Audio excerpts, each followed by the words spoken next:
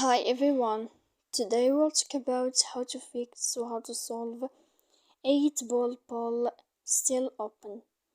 To know how to fix or how to solve 8 ball pull still open, you should just go to settings.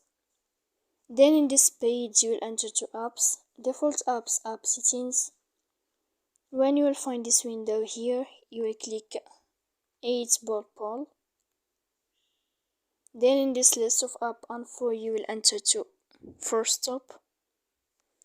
After that we click storage.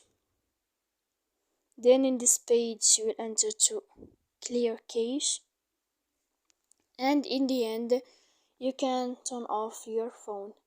So please don't forget to support us by like and subscribe. See you next time in another video, and thank you for your attention.